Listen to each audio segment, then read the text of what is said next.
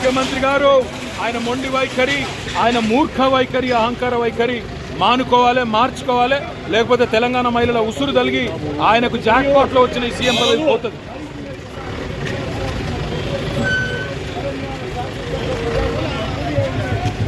CM down down, CM down down, CM down down, CM down down, CM down down. క్షమాపణ చెప్పేదాకా వదిలిపెట్టాం.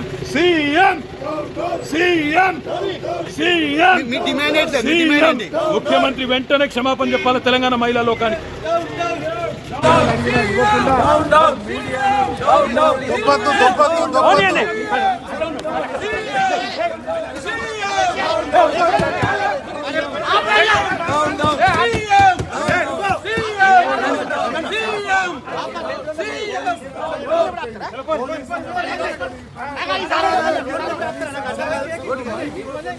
శాసనసభలో గొంతులు పడా ఉన్నారు.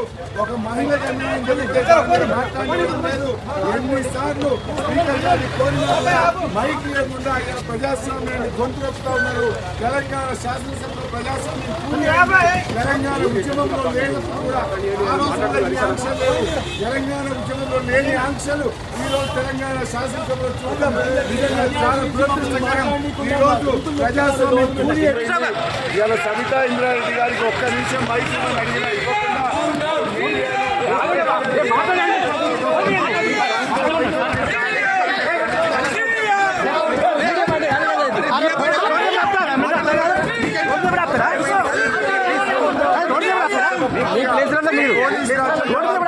పోలీసుని అడ్డం పెట్టుకొని ఈ ప్రభుత్వం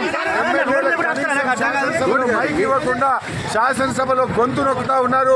ఒక మహిళకు అన్యాయం జరిగితే దాని మీద మాట్లాడివ్వడం లేదు. ఎన్నిసార్లు స్పీకర్ గారిని కోరినా కూడా మైక్ ఇవ్వకుండా ఇలా ప్రజాస్వామ్యాన్ని గొంతు నొక్కుతా ఉన్నారు. తెలంగాణ శాసనసభలో ప్రజాస్వామ్యం కూడి అయింది. తెలంగాణ ఉద్యమంలో కూడా ఆ రోజు కూడా ఈ ఆంక్షలు లేవు.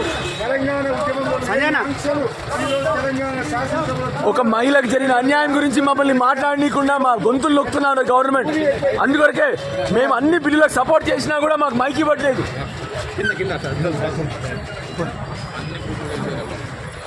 మరి ఉమ్మరాష్ట్ర